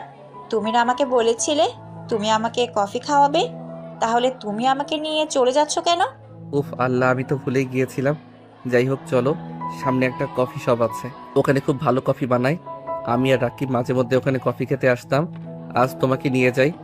এই বলে রাজ তিশাকে নিয়ে সামনেই কফি শপে চলে গেল। সেখানে কফিকে রাত 8টার মধ্যে বাসায় চলে আসলো। তারপর রাজ তিশাকে তিশার বাসায় পৌঁছে দিয়ে নিজের বাসায় চলে গেল। আরে ভিউয়ার্স, আপনাদের তো বলাই হলো না, আর রাজ চাকরি পাওয়ার পর নিজের ছোট একটা ফ্ল্যাট বাসা ভাড়া নিয়েছে। ওখানে এসে থাকে। রান্না বান্না করার জন্য ছোট একটা কাজের লোক রেখেছে।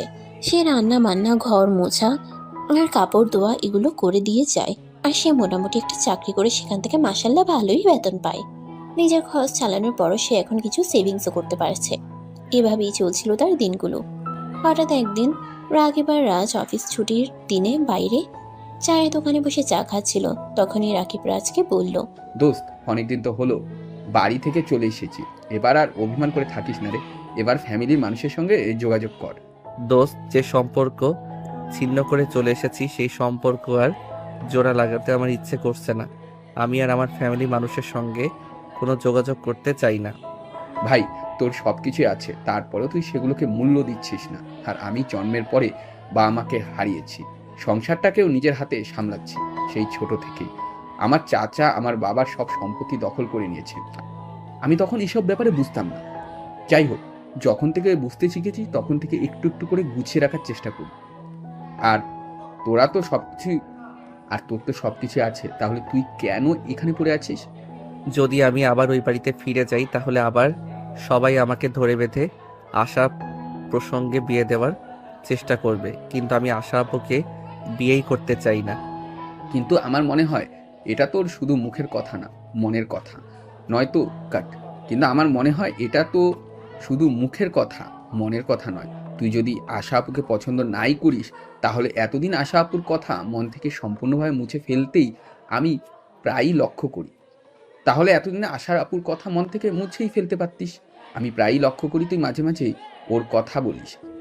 আশা আপু তোকে এটা করে দিত, ওটা করে দিত, আশা আপু তোকে এভাবে ওভাবে কেয়ার করতো। তোর মনে যদি আশা আপুর সম্পর্কে এই সমস্ত ভালোবাসা নাই থাকতো, তাহলে তুই এগুলো কেন তুলবি বল? আরে ভাই, বিশ্বাস করো, আশা আপু এগুলো করতো বলেই আমার মনে পড়ে, কিন্তু তাই বলে আমি তাকে ভালোবাসি না আর বিয়েও করতে চাই না। এটাই সত্য কথা, তুই আমার কথা বিশ্বাস কর। ভাই, আমি তোর কথা বিশ্বাস করতে পারলাম না, কারণ আমিও তো ভালোবেসে বিয়ে করেছি, তাই আমি জানি ভালোবাসার ফিলিংসগুলো কেমন হয়। আমি 100% গ্যারান্টি দিয়ে বলছি, তুই আশা আপুকে ভালোবাসিস আর আশা আপুকে খুব বেশি মিস করিস। রাজ তখন কোনো কথা না বলে সেখান থেকে চুপচাপ পাশে চলে আসলো। আসলে তার এই ব্যাপারে কথা বলতে ইচ্ছে হচ্ছিল না। বাসায় এসে বিছানায় শুয়ে শুয়ে মনে মনে ভাবতেছিল, আসলেই কি সে আশা আপুকে ভালোবাসে? বেশ কিছুক্ষণ শুয়ে শুয়ে চিন্তা করলো, তখনই তার হঠাৎ মনে পড়ল আসলে রাকিব যা বলেছে তা একদম সত্য কথা। আমাদের সেই মানুষটাকে খুব বেশি মনে পড়ে যায়, মানুষটাকে আমরা খুব বেশি ভালোবাসি। আমাদের কল্পনায় যেই মানুষটা আসে সেই মানুষটাই আমাকে অনেক বেশি ভালোবাসে, কিন্তু রাজ সেটা রাকিবের কাছে প্রকাশ করলো না। এরপর চলে গেল আরো 2 বছর। তিশার একটা মেয়ে বাবু হয়েছে, সে এখন টুকটাক কথাও বলতে পারে। হঠাৎ একদিন রাজ তিশার বাসায় গেল। কি অবস্থা তিশা, কেমন আছো? আর তোমার মেয়ে কেমন আছে? এই তো ভাইয়া, আলহামদুলিল্লাহ, আমিও ভালো আছি। আর আমার মেয়েও ভালো আছে। ভাইয়া, তোমাকে একটা কথা বলার ছিল, তুমি কিছু মনে করবে না তো? আরে পাগলি মেয়ে, তুই আমাকে কিছু বলে আমি আবার কিছু মনে করব কেন? তোকে তো আমি সবসময় নিজের বোনের মতোই স্নেহ করি। ভাইয়া, তুমি যদি সত্যি আমাকে নিজের বোনের মতো মনে করো, তাহলে ছোট বোন হিসাবে তোমাকে একটা উপদেশ দিতে চাই। হ্যাঁ রে বাবা, বল না কি বলবি। এত হেয়ালি কেন করছিস? তুই তো জানিস আমি এত হেয়ালি করা একদম পছন্দ করি না। আমি মানে, আমরা সবাই চাই তুমি তোমার ফ্যামিলিতে ফিরে যাও। কারণ কি জানো, আমার একটা মেয়ে হয়েছে। আমি জানি এখন সন্তানকে ছাড়া একটা মুহূর্ত থাকা কতটা কষ্টের। আর তোমার বাবা মা, তারা কতটা কষ্ট করছে। তুমি কবে তাদের কাছ থেকে চলে এসেছো। সন্তান ছাড়া বাবা মায়ের জীবন কতটা দুর্বিষহ সেটা আমি বুঝতে পারি। প্লিজ তুমি চলে যাও। কিন্তু আমি সেদিন যখন বাড়ি ছেড়ে বের হয়ে চলে এসেছিলাম, আমি তো বলে এসেছিলাম আমি আর কোনোদিন ওই বাড়িতে ফিরে যাব না। আমি যদি ওই বাড়িতে ফিরে যাই, ওই বাড়িতে কি আমার আদৌ জায়গা হবে? হবে না মানে? 100 বার হবে। তুমি কেন ভুলে যাচ্ছ? তুমি ওই বাড়িরই একমাত্র পুত্র সন্তান। আর ওই বাড়ির সমস্ত সম্পত্তি উত্তরাধিকারী একমাত্র তুমি। আশা করি যদি তুমি বিয়ে নাও করো, তারপরেও কত কত কোটি টাকার সম্পত্তি তোমার। সেগুলো কি তোমার বাবা মা এমনি এমনি কাউকে দিয়ে দিবে? তাছাড়া তুমি তাদের সন্তান, জীবিত আছো। তাদের কাছে থাকাটা তোমার প্রয়োজন আর কর্তব্য। আচ্ছা ঠিক আছে, আমি এই ব্যাপারে ভেবে দেখব। এত চিন্তা ভাবনার কিচ্ছু নেই। আমি রাকিবের সঙ্গে কথা বলবো, এবং আগামী সপ্তাহে আমরা দুজন তোমাকে নিয়ে তোমার বাড়িতে যাব। তারপর যা হয় দেখা যাবে। কিন্তু যদি তারপর ওখান থেকে অপমানিত হয়ে ফিরে আসতে হয়? সেটা তুমি আমার উপর ছেড়ে দাও। ওখানে যা হবে সবটা আমি সামলে নেব। কিন্তু তোমাকে আমার সঙ্গে যেতেই হবে, এটাই শেষ কথা। আমরা আর কোনো কথাই শুনতে চাই না। রাজ তখন আর কোনো কথা না বলে সেখান থেকে সোজা নিজের বাসায় চলে গেল। এদিকে সেদিন রাতের বেলা যখন রাকিব বাসায় আসলো, তখন তিশা রাকিবের সঙ্গে এ ব্যাপারে কথা বলল।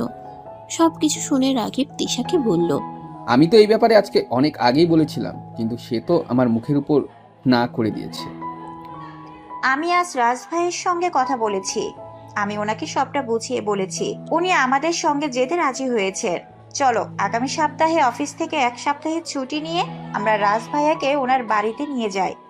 তারপর দুজনে মিলে ওনার বাবা মাকে সবটা বুঝিয়ে বলি, আর ওনাকে ওখানে দিয়ে আসি। ঠিক আছে, তুমি যখন বলছো তাহলে চলে যাওয়া যাক। তবে আমার মনে হয় রাজ আশা আপুকেই ভালোবাসে। কারণ কি যেন আমি সবসময় তার মুখ থেকে তার মুখ থেকে আশা আপুর কথাই শুনি। কোনোদিনও আমি এটা শুনিনি যে সে একবারও বলেছে তার প্রেমিকা তার প্রেমিকা সেই ছিল। বারবার তাকে বলতে শুনেছি তার আশা আপু তার জন্য এইটা করতো, ওইটা করতো, এই করতো এইসব। হ্যাঁ, সেজন্য তো আমরা দুজনে রাজ ভাইয়াকে তাদের বাড়িতে নিয়ে যাই। তারপর তার বাবা মার সঙ্গে কথা বলি, আশা আপুর সঙ্গেও কথা বলি। আশা আপু যদি এখনো রাজের জন্য অপেক্ষা করে বসে থাকে, তাহলে তো আমরা এটাই বুঝতে পারবো যে আশা আপু এখনো রাজকেই ভালোবাসে। হ্যাঁ, তুমি একদম ঠিক কথাই বলেছো। আমাদের হাতে এই একটা মাত্রই উপায় আছে, শুধু এইটা বোঝার জন্য। তাহলে চলো, আমি আগামী সপ্তাহে অফিস থেকে 1 সপ্তাহ ছুটি নিই, আর রাজকেও বলি অফিস থেকে ছুটি নিতে। তারপর তাকে নিয়ে তার বাড়িতে যাই। যদি ওখানে সবকিছু ঠিকঠাক হয়ে যায় তাহলে তো ভালোই, আর যদি সবকিছু ঠিকঠাক না হয় তাহলে তো আবার কাকে এখানে এসে চাকরি করতে হবে। আজও তো ওখানে, চলো ওখানে গিয়ে দেখা যাক পরিস্থিতিটা কি হয়। তারপর না হয় এসব কিছু নিয়ে ভাবা যাবে। অতঃপর পরের সপ্তাহে রাজ আর রাকিব দুজনেই অফিস থেকে ছুটি নিল আর রেডি হয়ে ঢাকার উদ্দেশ্যে রওনা দিল।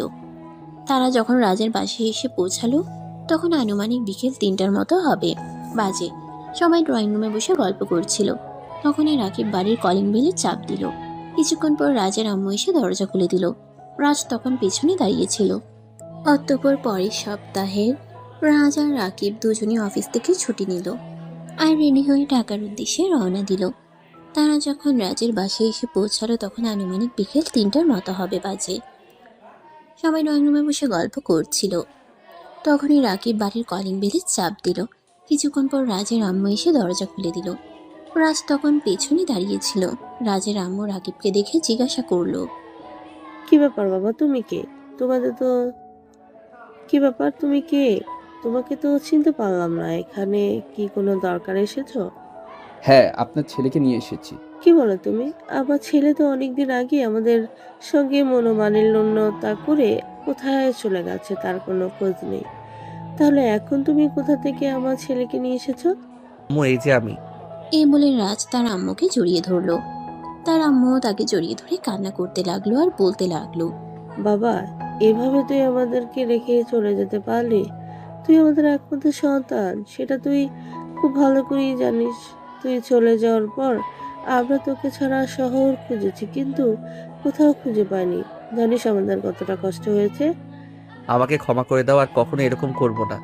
তোমরা আমাকে যা বলবে আমি তাই করব। আমি তোমাদের সব কথা মেনে চলবো আর কখনোই তোমাদের কথার অবাধ্য হব না। প্লিজ এবারের মতো আমাকে ক্ষমা করে দাও। তুই আমাদের সন্তান, তুই যদি হাজারটা ভুল করিস তারপরেও আমরা তোর সেই ভুলগুলো ক্ষমা করে দিব। কিন্তু বাবা প্লিজ, তুই আর আমাদের এভাবে ফেলে রেখে চলে যাস না। আমাদের এখন বয়স হয়েছে, আমাদের এখন হাসি খুশি ভাবে জীবনটাকে বার করা প্রয়োজন। আর সেখানে তুই কিনা আমাদেরকে এভাবে কষ্ট দিতে চাস? বললাম তো আম্মু, আর কখনো এরকম করব না।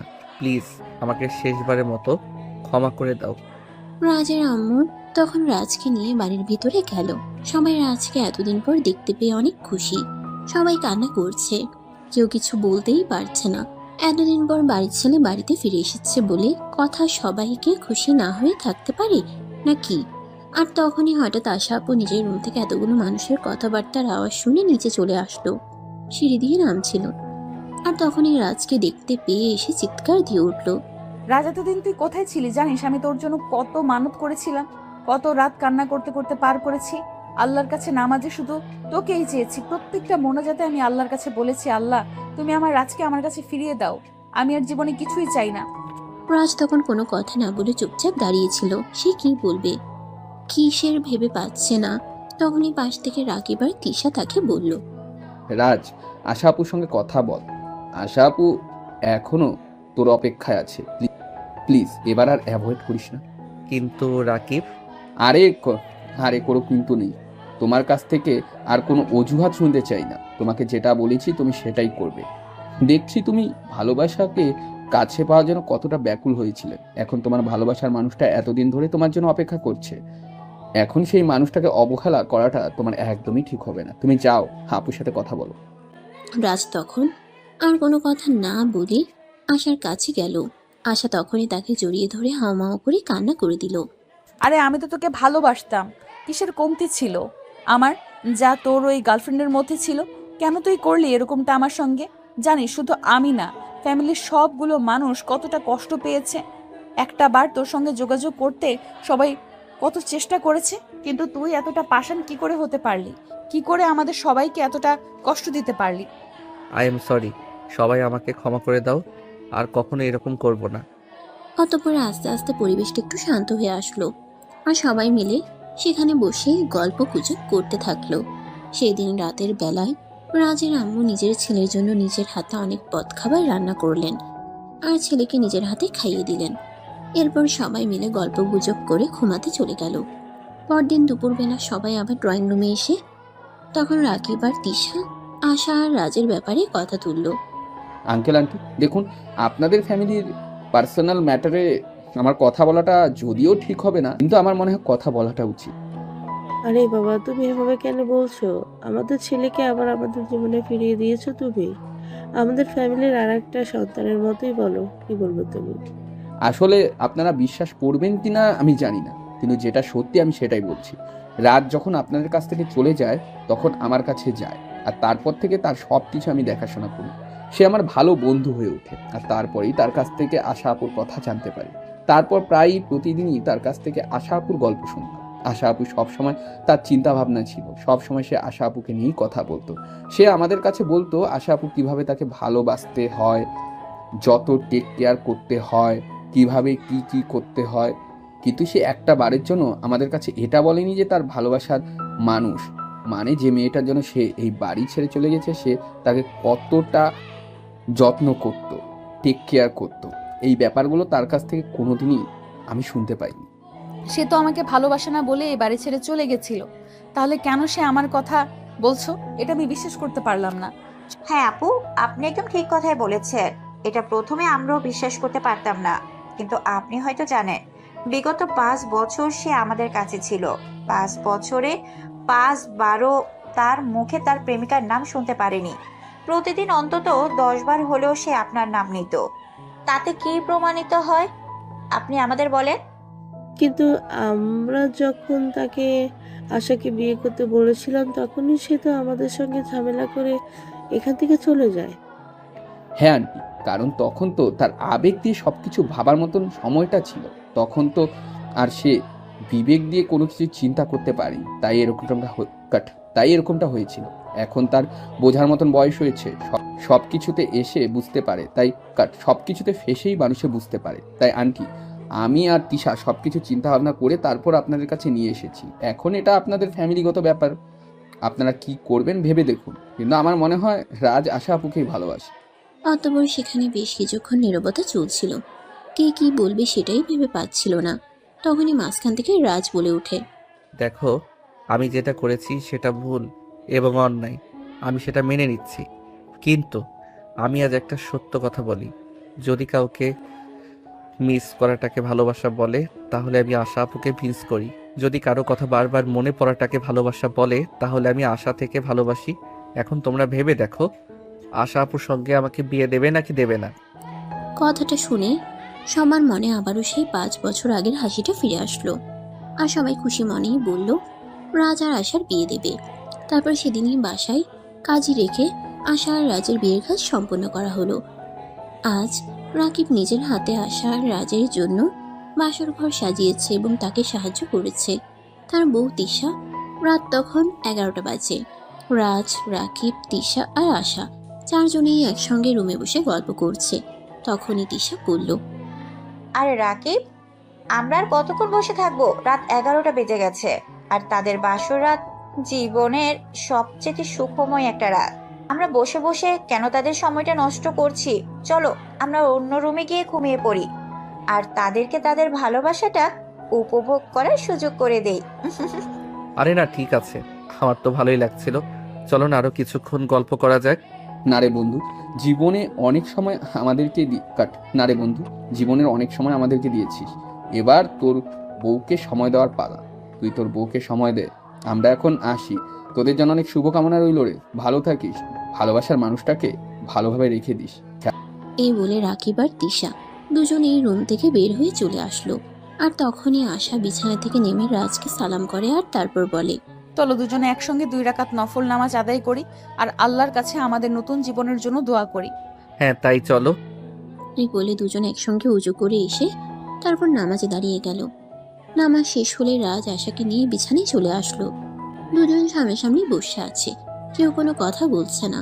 তখনই রাজ আশার হাত দুটো ধরে বলল, প্লিজ তুমি আমাকে ক্ষমা করে দাও, আমি তোমাকে এভাবে কষ্ট দিতে চাইনি, কিন্তু কি করব বলো, সময়টাই হয়তো এরকম ছিল।